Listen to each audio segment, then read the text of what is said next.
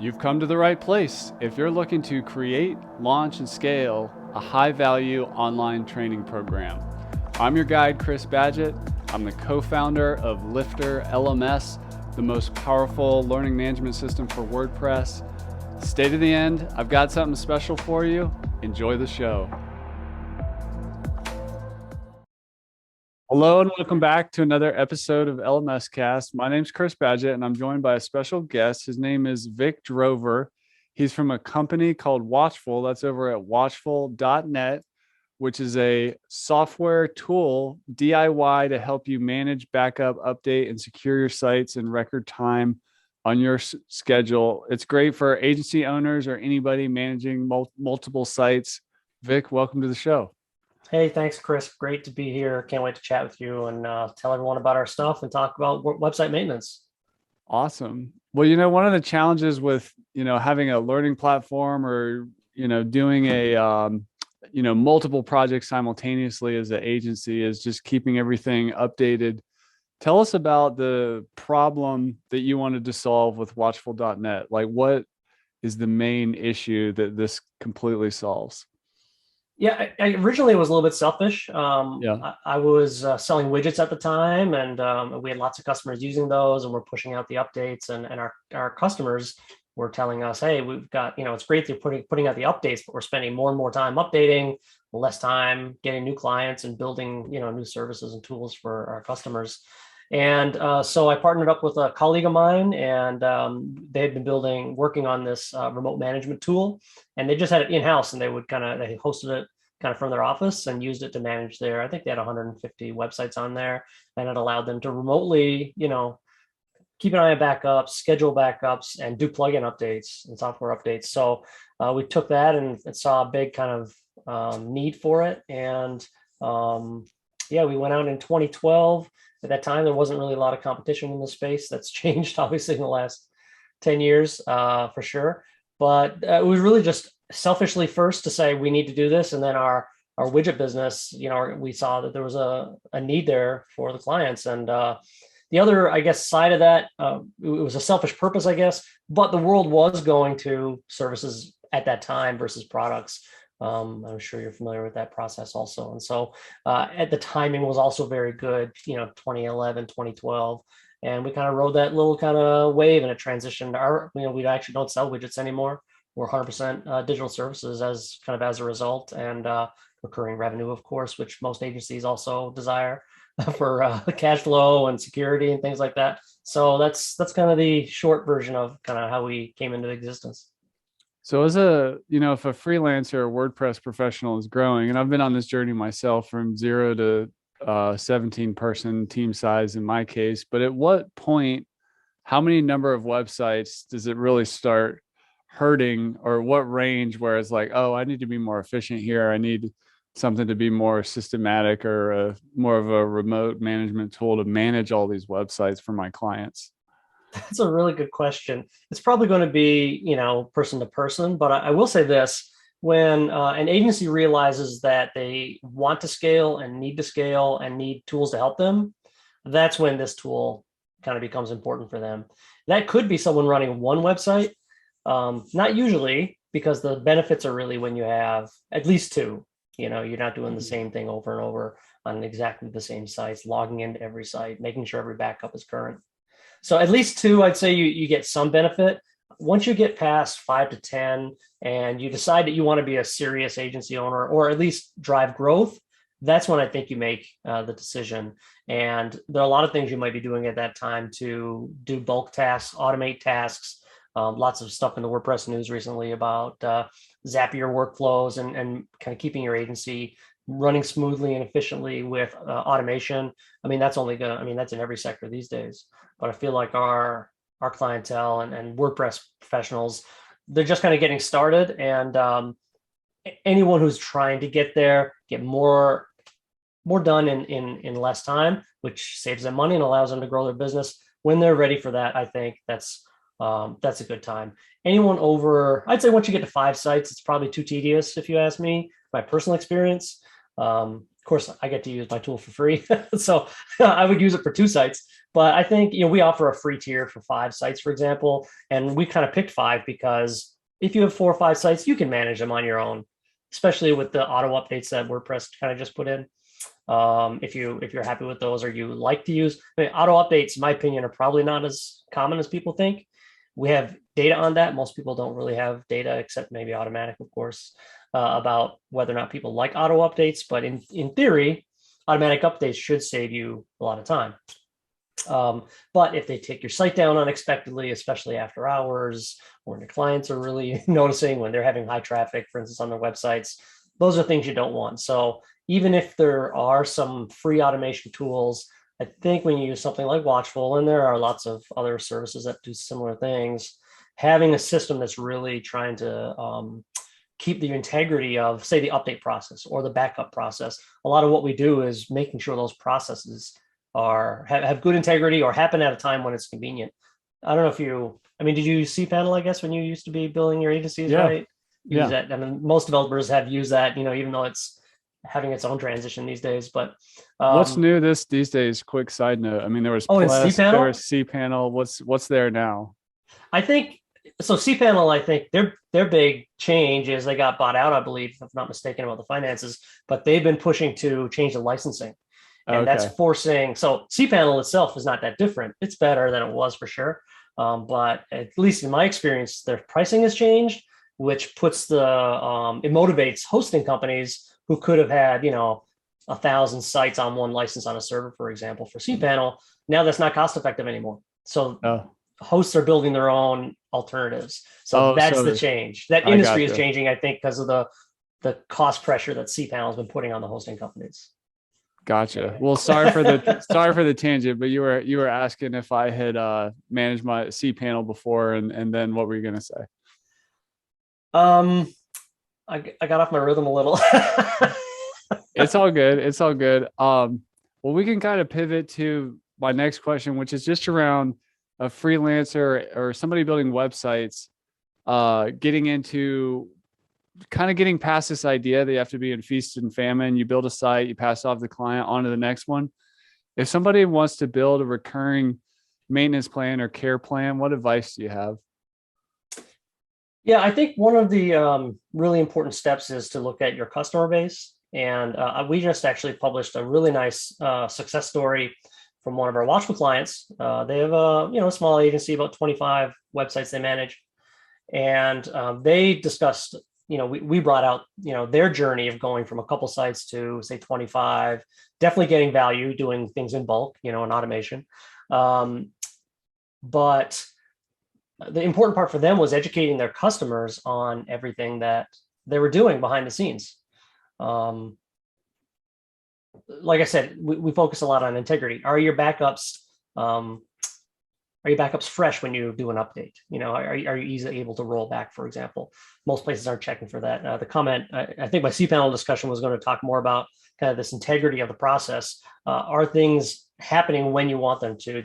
The automatic updates in WordPress are not scheduled. With our system, the secret sauce we have is that you can say never update on a Friday at 3 p.m. For example, never update if our backups are stale if you're using automatic updates, for example. So that kind of that checking in the background is important. And I think the success story I published, it's a company in California called Anchored Web. They were really struggling to put all of that kind of things that they were doing, all the knowledge they learned, doing safe, reliable updates and maintenance and backups, all those things, educating their customers. So they knew their customers well. And what they started doing was educating their customers, everything they were doing, taking all the maintenance and packaging up in a way that their customers could understand and appreciate. And then balancing that off against, well, if you don't do this, you get a big bill in 2 years because you have to redo everything, or maybe you get a hack that you have to recover from, et cetera.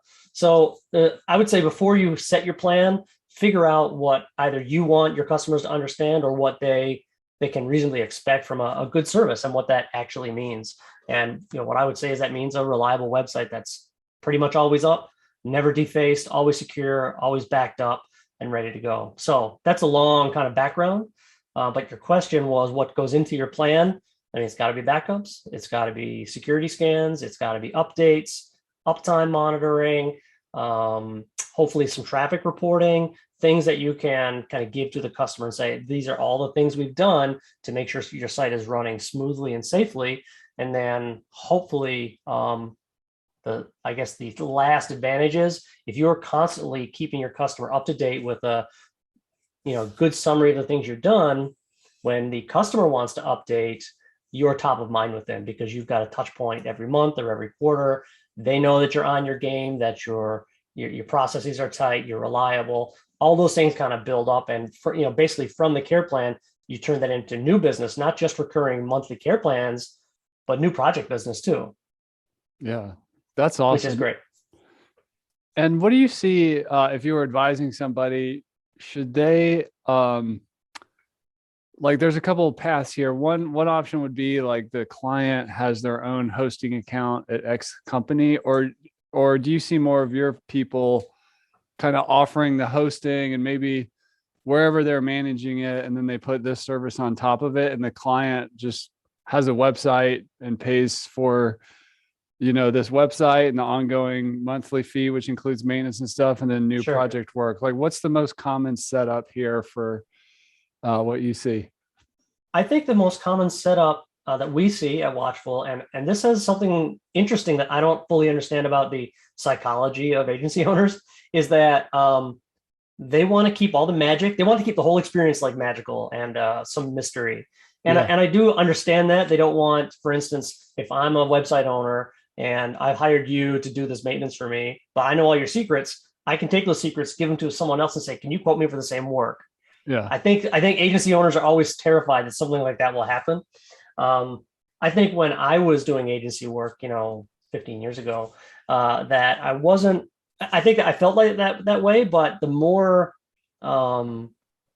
information I gave, I feel like my customers earned that trust, and it was hard for them to go to somebody else because they said, oh, it's reliable. Here's the reporting. It's not too expensive, for example, and I'm getting what I pay for. There's good value. In the end of the day, if you're keeping your customer because of some obscurity of what you're doing, maybe that means they don't really trust you properly. Maybe that's not the best customer for you. So, but I think the most common that we see is that people, they use our service, they use a hosting service, and they keep all that private from their clients. But I think most of our customers are using, our price point is really super competitive. So I think we're a little lower. Our users tend to be a little lower on the revenue side in terms of how much they might have an annual revenue, for example, or how much they might charge per hour. But that said, I think they mostly have individual hosting accounts that they manage for their clients. If you've got a customer who is managing their own hosting, they can probably use our tool themselves. So I think that's less common for us. The only other side of that is that we have some really big customers, and this is where it maybe dovetails with Lifter a little bit. We have lots of educational customers who have a site for every department, and then for every working group on campus, and maybe every class has a website. We're talking hundreds, sometimes thousands of sites. And for those folks, it's a whole different thing. Their entire corporate infrastructure is locked down. They've got all the servers, they've got a full-time IT staff usually to manage, maybe a team of 5 to 10 to manage, say, 600 websites. That's a kind of a whole nother step. That's the kind of opposite side. And they're using us mainly because they don't want to update 600 sites. I mean, they're getting massive, massive gains because one click they can say, either let's update everything on every site. I think very few people do that, but they can say, oh, this piece of software, Yoast is super reliable. I'm going to update that on all my sites. One click, they walk away and they come back in 5 minutes and they're all updated. So they'll pick and choose with their favorite softwares or their most reliable softwares, push those out. So that's kind of the other end of the spectrum, though. Most of our customers are more the DIY stuff, individual hosting accounts for each customer. And customers are hopefully paying them to be their IT kind of consultant and mostly focusing on their own businesses and not so much on their websites. I love that. At least idea. the technology side of their websites. Yeah, I love that. I've definitely been guilty of this as a freelancer agency owner, of really pushing too much on the client to take on technical responsibility, or, hey, now you need to get this account with this company. And what they really wanted, especially the ones that were well-financed, was, like you said, an outsourced IT department so they didn't have to worry about it. But 100%. I think it's very common for people, technical people, to sometimes one leave money on the table by not figuring out that like dream recurring, like there's the big projects, but then there's the dream recurring stuff that's not only a win for you as an agency, but also for the client and what a busy client and what they actually want. So, Well, I mean, project work can also be recurring. And I know in the WordPress business, I don't hear passive income talking too much. That's more like a Tony Robbins kind of, kind of shady kind of consultant speak or whatever. But I think we often talk about, where it's a monthly retainer that's for the same thing every month. And we all want something like that because it goes to our strengths, and maybe we've productized our service and we can offer it, easily and repetitively. But you can also have a site, and we have, you and I discussed before the show about some pocket clients. We have this pocket client and we built them a really great website. And now they come at us with these projects a few times a year, and they're building on their original payout. And their site is just becoming so powerful, has great features, really helping them, grow their business. And but it's a recurring project work, which for developers, it gets a lot more interest than, oh crap, I've got to update, Yoast 600 times. So I do think that agency owners shouldn't necessarily think it's just my maintenance plan that's recurring. You can definitely get some recurring project work, but having a good maintenance plan, and I made this point earlier, make those good touch points either monthly or quarterly or annually, so that when a project comes up, if it's going out to bid, you're on that top of that list, so you can submit it, and that gives you an advantage when the decision makers are deciding on who to give it to. Oh, maybe this is a little more expensive, but they do great work, great experience with them, and talk to them every week, every month, etc. that's awesome. There's kind of a buzzword in the WordPress community, or not a buzzword, but like a term called WAS, websites as a service, where the way I see people doing it is, they find a niche where, like, as an example, we have a customer, her name's Sally. She helps natural alternative health practitioners basically have their website, which happens to include like a teaching component on it, which is why she uses LifterLMS in that case. So these people could have like a marketing site for their business, their services, and then also teach courses. And it's like this full website as a service for this niche. If somebody's going to create some kind of niche learning component website as a service, what do you recommend they do? Like from like how they set up their hosting, and then also use a tool like Watchful to keep everything up to date, so that these clients, especially if they're in a non-technical niche, they're just signing up for a website. It's done for you. And this WAS entrepreneur, or there's too many acronyms here, but I know. A WAS LMS entrepreneur. What could somebody do if that sounds interesting to them and they think they can do it, but they're not quite sure how to put all the pieces together? Yeah, I think there's an important connection to what we spoke about earlier, in that person is ready to scale. Yeah. Right. You don't go through the trouble of setting up your niche kind of offering, right? Unless you're going to scale, and you want it to scale, and that niche inside and out, and you've put everything that they might need in there, and they're ready to go. So first, we know they want to scale. That means we know bulk or automated tasks are going to save them time, and they also know that. So that's where a remote management tool like ours is going to save them a ton of time right up front. So already they know it's going to help save them time, because they could scale 100 of those in the next year, and they know they're probably not going to be as overwhelmed as they would be to do it individually. So there we go. We know we've got a use case for that part. As far as the hosting is concerned, again, it depends, I think, a little on your budget.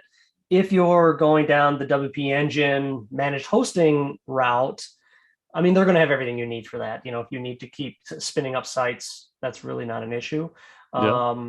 If you're individual, I mean, I really prefer they're managed servers, but you have the whole server yourself. I've gone that route, which I've been very happy with. But I think you can also do it if you're just spinning up an individual hosting account for each of these clients. It doesn't scale as well because you've got to individually have that provisioned. Whereas managed hosts will take care of some of those that lifting for you. Here's one tip I would give, and we used to do this when we did client work. We use Watchful to maintain our niche, website as a service offering. Because, by the way, say you do 10 of these a year, the once you set up in January is out of date come February, let alone the following January. If you're continuing offering that and you're spinning up a copy of that site and then customizing it for that client, the logo, colors, etc., those things are out of date and then need to be updated when you kind of go live. So we were using Watchful. We had 4 niches that we were targeting, and we would just keep those updated on a regular basis. So when we rolled them up for a new client, they were ready to go. Latest WordPress, latest plugins, themes updated, everything was ready to go. So that was a good use, we thought. It was our own tool, so it was easy for us.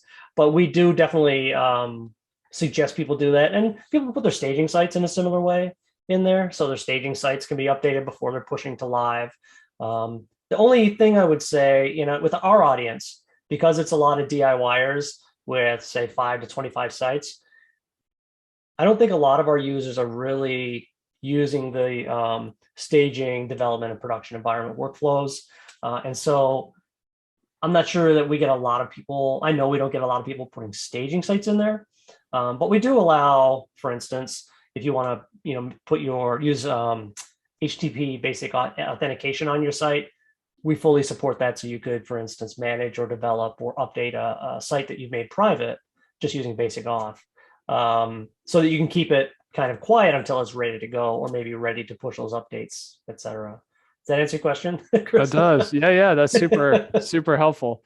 Going further with that kind of use case of somebody building out this kind of WAS templated offering in a niche, you offer white labeled reports. What's in there, and like how? I think sometimes a internet or tech professional kind of overlooks the value of like a report, but like a client, who has a report, number one, they learn how to like kind of value the service you're offering. But what else in the report, and any advice around what an agency or entrepreneur could do with that report for their clients?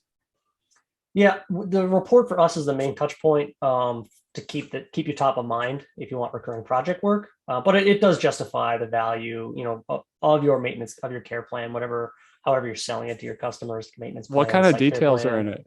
Yeah, that's right. And so we've got Google Analytics. So we support Google Analytics, so you can have your monthly traffic or quarterly traffic, your top keywords, although that has less and less value coming from Google these days. As you know, most of them are not reported, right? So that's only so much. But your top pages, which ones are getting the most traffic. And so we kind of have a basic Google Analytics. We haven't gone further to say, let's allow you to put a custom Google Analytics report in there. Just because we then start saying, are we a website maintenance service, or are we now a more slightly marketing? Yeah, it's easy to expand in areas that probably most people are going to use. If they need that much marketing reporting, they probably have a service for that separate. And just someone for it. Yeah, and just a note of color on that, the Google Analytics interface. I mean, I'm a professional online business owner, and I still get a little lost inside there.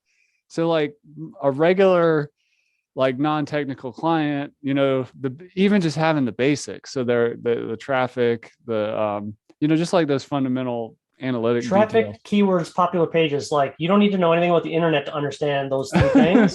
Yeah. And that's about kind of, I think, some of our integrators don't want more than information than that, let alone the site owners, who are removed again. Again, there's some target information there. If you have people who are really focused on growth, wouldn't be enough for them. Yeah. But that's the analytics side. We have an uptime summary there. So what was your 7-day, 30-day, and all-time uptime stats? And then any downtime events that occurred that month. And then the other things are all related to what kind of maintenance you did. Was a plugin added or deleted? Updated, update pending? Did a backup fail? Were your backup successful? And we have all that listed out. And you can pick and choose what you want in there. You can be, when I was using this for clients, I really didn't tell them when a backup failed. Right. I got a notification when a backup failed, and I made sure the backup got sorted out. but I Yeah. sent them a list of all the successful backups. Why would I tell them the things that failed, right? So you can get as specific as you want in there. The other thing we have, and this is a cool, neat feature, you can add custom entries to the logs. So basically you can pick anything from the logs and include it in the report. So if you have a custom note that, oh, here, I did this maintenance on the back end, or, Chris sent me a patch for XYZ and we applied it, I can put those as entries in the logs and send, and maybe that's the only thing I include in my report. So the custom work I did, and that can go out monthly with your regular reporting. So we like that feature a lot, especially if you're integrating it with the API, maybe either pulling information into Watchful or using Watchful's API to say, take your maintenance activity and attach it to your invoice. So we just had a client who uses Zoho invoicing, and they take their maintenance stuff, pull it in. Zoho has a scripting language. I didn't know this. And they pull in the site maintenance information from Watchful into Zoho, and every month send it out with their invoice. So their client, when they're paying, all the details right there, everything they want them to see. So that's a really cool use case. I love that. That's some solid tips there. What happens when things don't go well? Like, what if an update happens and something like, how do you know if something goes wrong, or what goes on there? Like if you update like WooCommerce or something and there's a problem, we don't have any detailed testing, functional testing on that.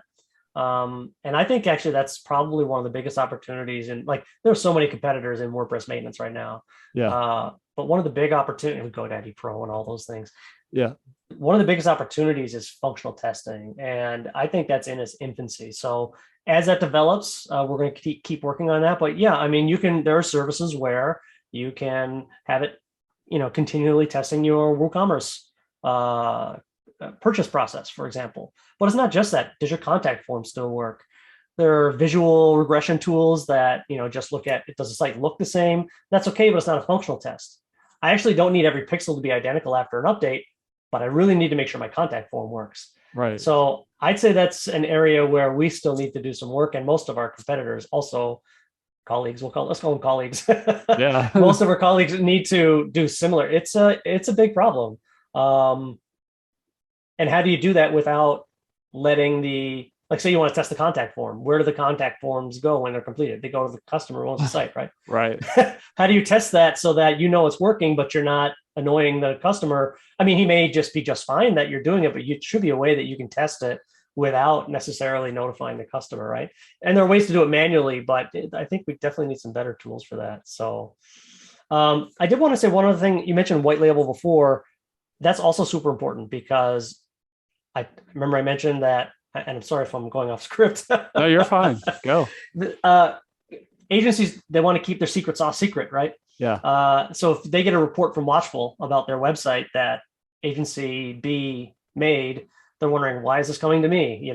So the white label part's important because they want to make sure it comes from them as the agency owner to their customer. And I want to be kept out of the loop. I want my clients to succeed. I don't need to be their customers. You're not trying to advertise through them. Yeah. Yeah. That's not who I'm advertising to. I'm advertising to agency owners, and other agency owners are never getting these reports. They're not sharing them with each other.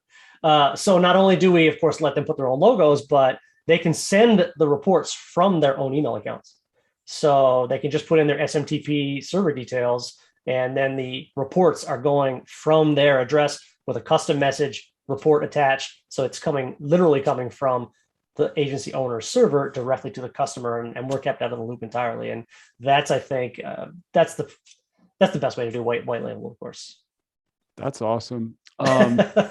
You have a feature around intrusion detection. I mean, one of the things people are worried about is like security, and people hear all these stories, especially the end client, about the sites getting hacked and everything. So tell us more about intrusion detection and how an agency could leverage that feature. Yeah, I appreciate you bringing that up. We struggled a long time for, do we want to become like a security company that, is doing security research and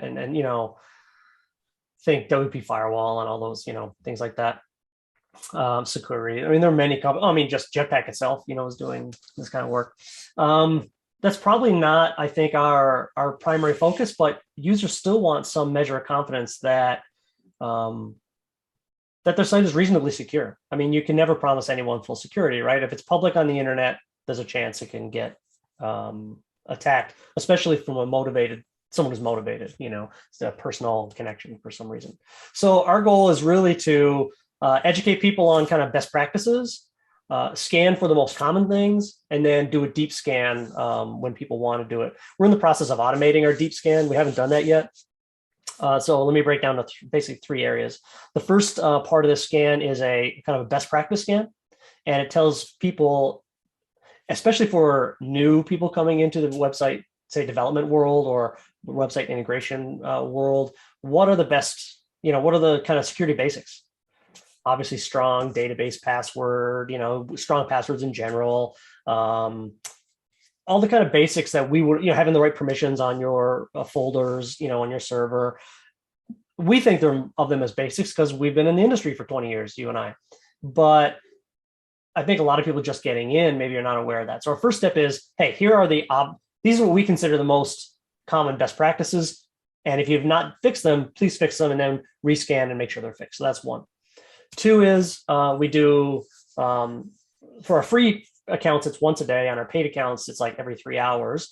We look at your configuration file, your function.php file, the index.php file in your theme, and a few other key files that are targets for defacing and hacking in general. The most popular targets, the low-hanging fruit. And we make sure those are changed or not changed. We do a checksum analysis to make sure they're unchanged. And if they are changed, you get a notification, and then you can do something about it. And maybe you need to do something, more intense. And then we have a deep scan, which will actually look for common signatures of, malware. That will look at every file on your site, but it's that's an intense process. It's scanning every file in your web root for these signatures. So that's something that is not, you do it and then you kind of come back and make sure it's okay. And then finally, we have a security scan. We've integrated their free site scan. I'm sure you've heard of that, which checks for the front end of your site for obvious signs of malware or defacing, and also checks to see if your site is on a blacklist, like on a Google or McAfee blacklist, which would throw errors in the browser when people go to visit. So we've got a kind of a suite of security tools, and we're in the process of automating that so you can kind of have it running once a day and not have to manually throw it up there. But we've kind of tried to approach it from 4 different levels without necessarily becoming an antivirus research company. We're trying to thread that needle a little bit. I don't think, it's not necessarily not our wheelhouse, but our job, we see our job as improving people's maintenance experience through bulk tools and automation. And if we can integrate Security's data, for instance, that's a better fit for us because they're experts in this. We don't want to compete with Security or Jetpack on, malware signature detection, for example. Well, let's related to that. It does make sense. Let's kind of talk about the backups piece. What do you recommend for people, like in terms of frequency and how long to keep, and how does it work with your company? Because backups are, there's different types of backups. Like what is your backup advice for somebody running an agency with multiple sites? So first, the number one thing, offsite backup storage, period. Most people download a free plugin for backups, and most of the free plugins don't offer cloud storage. So first, make sure you can put it on Dropbox or put it on Google or put it on Amazon. We actually have a blog post on the cheapest cloud storage, both for the free plans and then the paid plans. And there are 2 kinds of paid plans. One where you pay per usage, the usage-based model, and the other one where you pay in bulk for, say, 100 gigabytes of space. So if you want, I can send that to you, and you can put it in the show notes. And people can just compare. If you have under 15 gigs of backup stored at any one time, then you can get away with a free Microsoft account or Google account, and kind of Bob's your uncle. You're in a good place. But for instance, we keep 1 backup a month forever. So I recommend everyone does that. So we have all of our clients, we have that going back to the beginning of their site. We never delete the backup taken on the first of the month, period. That's I've never heard that. That seems like just a solid practice. I can't say it's expensive. I mean, were we spending $7 a month at Backblaze to use their B2 service? It's fantastic. We've also used Amazon Glacier and just regular Amazon S3, of course. But yeah, so that's our kind of an overall. Make sure you've got one backup a month for history, and you are never going to go restore a backup from 2, 3, 4 years ago ever. But here's when it comes helpful: when you have some kind of attack or intrusion, and you're wondering what the source was, or when it happened, or how it happened. Having those backups are critical. Okay, if you find out tomorrow that you got hacked 3 years ago, and this is not uncommon, because if the hackers are smart, they will do something sneaky and just let it sit there so you can't tell. Those are some of the most dangerous hackers. And when you do find out that, okay, the first time this happened was September 2019, now I can go back to my September 1st backup, compare it to my October 1st backup that year, and find out what happened. And that's going to probably help me solve this problem, find out what happened, and give me some confidence that I've patched a hole once I've solved it. So that's why I like those long-term backups, never throwing them out. Regular backups then depend on how busy your site is. If you've got a brochure site, frankly, once a month is fine. Maybe just what I said is going to be enough for you.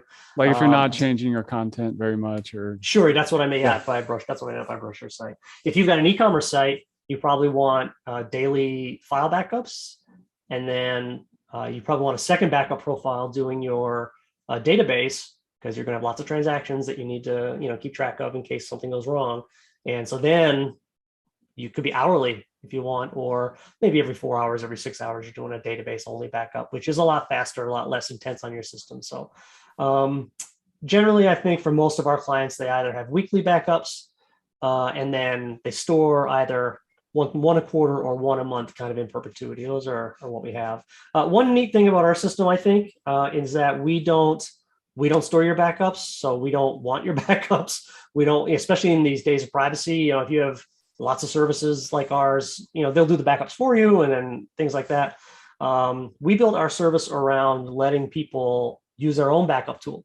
So, for instance, we support all-in-one WP backup. We support Xcloner, which we acquired 2 years ago, and a few other ones. We're just doing Updraft Plus right now, so that'll be coming out in a few weeks. And so we're letting people kind of bring their own backup solution because that's what our users have historically asked for.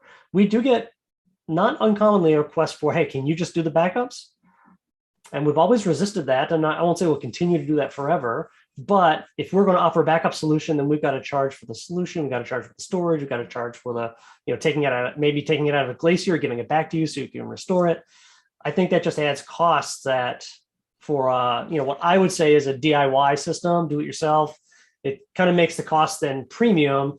And I don't necessarily mind premium costs, but we're trying to give an affordable solution that people can scale. So are you recommending for the agency, like your client, that they, offering a full stack IT service scenario, including hosting, that the agency would hold? It would be like, for example, the agency's Dropbox account that the backup is on, and that's a service, a value add to the hosting part of their offer. Absolutely. And what I should have mentioned this earlier, it's a really great differentiator to say to a customer, so you offer hosting, say, as part of your monthly fee. And okay, so let's say you've got 2 gigs of data storage of memory on your, that hosting account for that customer.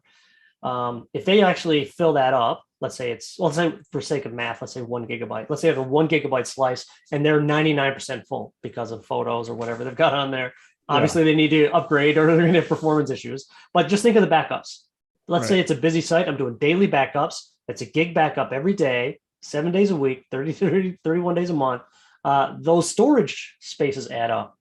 So now you can actually, if you're trying to get people in at one price point and then move them up, which you move them up the sales ladder, like Chris Lemon's been talking about this a lot recently, you may have seen, that's a really good differentiator. Hey, we're going to do daily backups, but your total backup storage space is, say, 10 gigs. That means we can only store backups for 10 days. If you want a longer storage time on your backups, either, hey, get rid of the garbage on your site if they have garbage. If not, let's move you up the ladder and get you, and maybe that's a separate one. Maybe I'm not going to another care plan, but it's an add-on that gets me from $100 a month to $125 a month. That's a nice little add-on that can be quite cheap because storage is so cheap. but it can be a way for you to push people up the sales ladder a little bit. So is that kind of, excuse me, is that kind of some stock advice, is like to offer that you keep 10 days worth plus the 1 month, the first of the month going way back? That's kind of like a good kind of a backup offer. I do like that. I mean,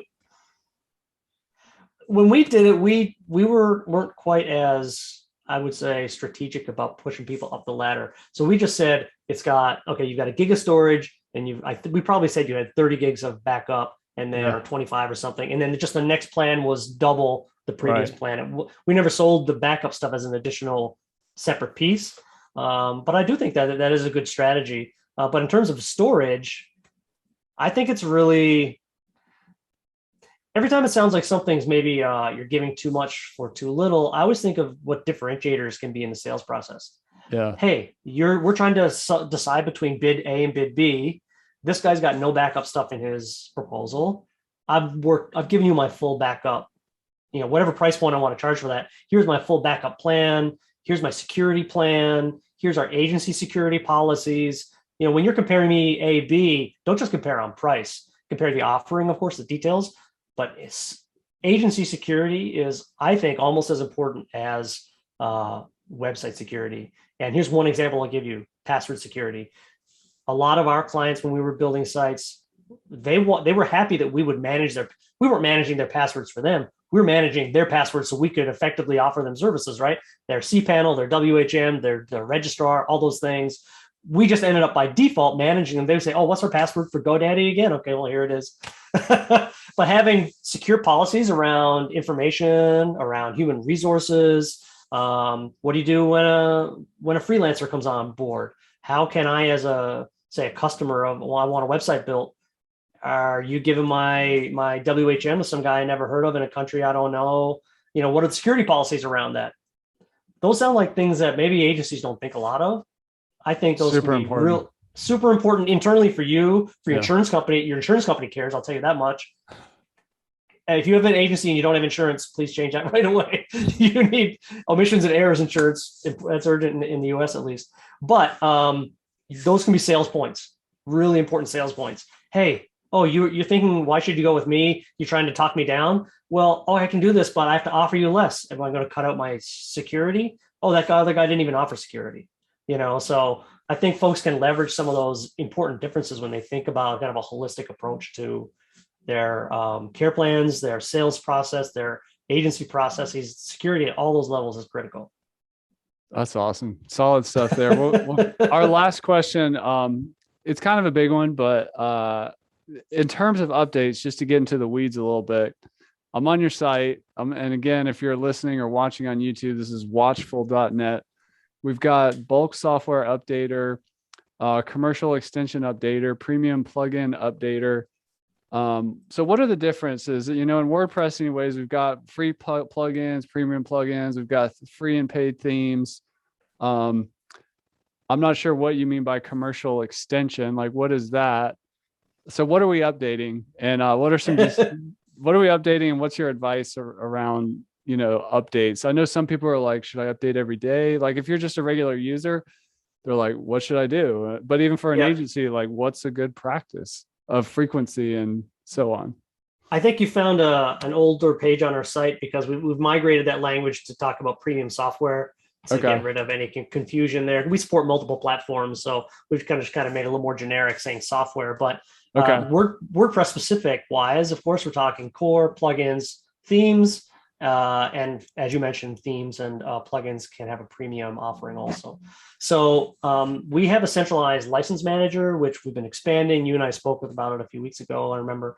And so for the supported extensions, and this is always growing, things like Publish Press or Give WP, if you have a premium license code, you can put that into our system. What does that do for you? One, you don't have to put it on a client site.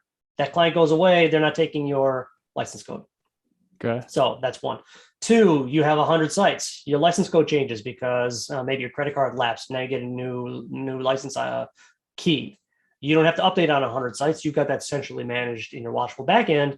And when a site that has authority, has been registered to update. It just uses the central key that you put in there to make sure the update's authorized. So that's what a centralized license key manager is at Watchful. And those are the benefits. Security for your key, you don't have to give it to your clients, and it allows you to make changes easily.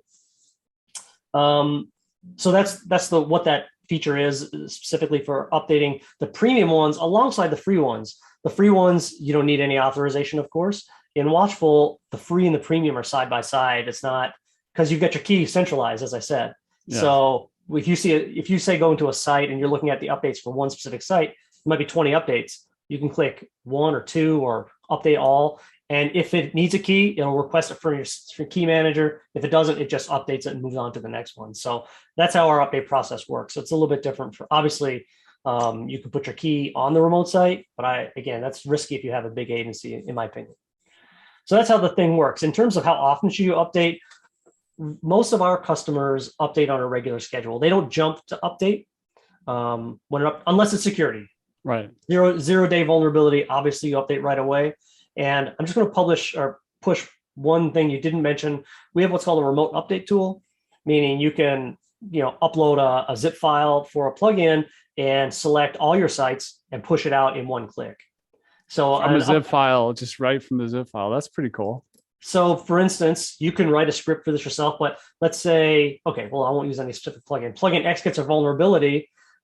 Maybe I know how to fix it, or maybe the developer sent me the patch, which isn't on the repo yet. Right. Yeah. You can put that in our installer and it'll send it out to whatever site you want. And nice. even greater, you can do a little search for plugin A. It'll list all the sites that have that installed, and you select them, do this remote install, and you're good to go until the next update comes out and you properly update in the normal way. So obviously 0-day vulnerabilities, you want to get those updated as soon as possible. But otherwise, almost every update should be done on your agency schedule in a way, of course, that doesn't impact the customer or the site owner. But we do a lot of talking on our blog about work-life balance. And a lot of the tools and features we've built recently, especially the automations, are designed to let people have a normal life. I mean, I remember just being always working, never being able to take vacation, always checking emails, terrible. And when we started moving to these, okay, I'm not going to update if I don't have a backup, because I don't want a surprise if something goes wrong or the site goes down. I can roll back in 5 minutes, and then maybe I need to stage that site, do some testing before I update. And, it needs a more manual touch. But then I don't ever want to push an update on a Friday afternoon, right? Why would I do that? I got the weekend coming, or 4 o'clock in the afternoon. So you can schedule updates at Watchful to only be 8 to 3 p.m. Monday to Thursday. And then if you go on vacation, you can go in kind of like in Gmail, if you've used that, or if our listeners have used that, you can set your vacation window. You can say, I'm gone December 20th to January 3rd. No updates will go forward. You can always go in and update manually, but no automatic updates will occur. So with that in mind, we usually our people will sell maintenance plans. This is a nice segue back to what we talked about. When you're thinking about maintenance plans, another cool feature is to add update frequency. So for your basic plan, maybe you get monthly updates. For your platinum, gold, bells and whistles plan, you can offer weekly. And every Thursday is update day, or every Monday, or whatever day that makes sense for your agency. And so you can also be creative about how you're going to move people up the sales ladder, depending on how comfortable they are. I mean, never really known, like, is a CSS fix really critical that I need to push it out the moment it comes out? Probably not. That's awesome. Well, do you agree? What do you think? No, I agree. I agree with you. And it's, there's a work-life balance element. And I love this idea of working through systems as opposed to just being reactive to, like, all right, this plugin has an update or whatever. I mean, if it's a security thing that's like critical, you should go. But it's really about building a cadence that works for you and your clients, that everybody's happy. And that's what really matters, is having that system and that routine. That's the offer, and automating as much as you can, which your tool Watchful does. So. Automating with safety, with that integrity built in, that integrity check and checks and balances for backups or downtime, things that will put the brakes on if there's an obvious problem. Do you want to know a little inside information from what our most requested feature is? Sure. an automatic update delay. Okay. Like people want automatic updates. Say, want to automatically update WordPress core? Like instantly, right? Like, no, but you're they saying the don't delay. want it instantly. No, I get they it. want the delay. Yeah. I don't want to push an update until at least 3 days have passed. Yeah. Because if anything's gone wrong, they want like the next version to be already patched and pushed out before they go. So that's something we've been actually interested in. We've been working on it. And again, it's kind of just a peace of mind issue. That's how we think about it. I mean, we sell our software with WooCommerce, and I definitely want time to go by before WooCommerce updates and so on. Just for those of you listening, sometimes when there's an update, there's something called a hot fix where the software developer will roll out something really quick if they accidentally let a bug out, especially a bad one or something. So that update delay feature request, I totally get it. And it's not bad. Like nothing's perfect. Like this is only natural that this occasion arises. But yeah, that's awesome. Thanks for sharing that inside scoop of what people want. Yeah. We've engineered it out so that if we said, well, what happens when this is a bad expression or maybe a not quite kosher expression, but some plugins do what we call like a double tap. They make a release and then they immediately realize the error. They put the next one, and that one also has like something they didn't see in the first one, and they have to do a double release. Yeah. It's not great for anybody, especially if it's an important plugin and it takes things down. So we actually did the engineering back end to make sure this is feasible, that if you said, I want to say a 4-day delay or a 2-hour delay, whatever it is, that if another version comes, it resets the delay. Oh, nice. So that you don't get trapped if there's, something happening with these, multiple releases. So we put a lot of thought into it, and it's not, it's well within our wheelhouse to get that done. So I'd say that's going to be the next build out for our updater. And the final thing I would say on updating is, on the repo, the WordPress repo, where it tells you if your plugin is compatible with your version of WordPress, right? Yeah. Or not been tested on the last 3 versions, it tells you that. Yeah. We can actually, we have update stats on update success rates. So not is it just compatible, but was it successful the first time we tried to update it? Sometimes they fail. And so we can actually rate each individual update and each individual plugin for how successful they are when we try to update them. And we can then say, only update on a delay, and then only if the success rate for this plugin or this release has exceeded XYZ. So we haven't done any work on this feature. We are able to, however, because we have the update statistics, kind of offer more integrity around that update process, better decision-making when the updates come out. So that's something we're also interested to do. Not to compete with the repo, but there are lots of things like premium updates, premium plugins that are not on the repo. Yeah. Nobody has any information on how well they update or how successful they are or whether or not they're compatible with your version of WordPress. Well, I definitely learned some today. I know you out there listening or watching have learned some today. This is Vic Drover. He's from watchful.net. Go check out the website and the service, especially if you're an agency and you're looking to create more revenue in your business and value for your clients. Any final words for the people, Vic, and where can they find you to connect with you further? Hey, yeah, jump at me or speak at me at Twitter at Vic Drover, the contact form on watchful.net, of course. The free account is free. It's not a free trial. Sign up, have a look around, and see if it makes sense for you. Love to answer any questions, or we're going to talk more about website maintenance. Oh, I will plug one more thing. We've got a website maintenance Facebook group specifically for keeping websites up to date. It's just search Website Watchers on Facebook, WATCHERS, Website Watchers. All right. Thanks, Vic. Awesome. Appreciate it, Chris. Take care. And that's a wrap for this episode of LMS Cast. Did you enjoy that episode? Tell your friends and be sure to subscribe so you don't miss the next episode. And I've got a gift for you over at LifterLMS.com/gift. Go to LifterLMS.com/gift. Keep learning, keep taking action, and I'll see you in the next episode.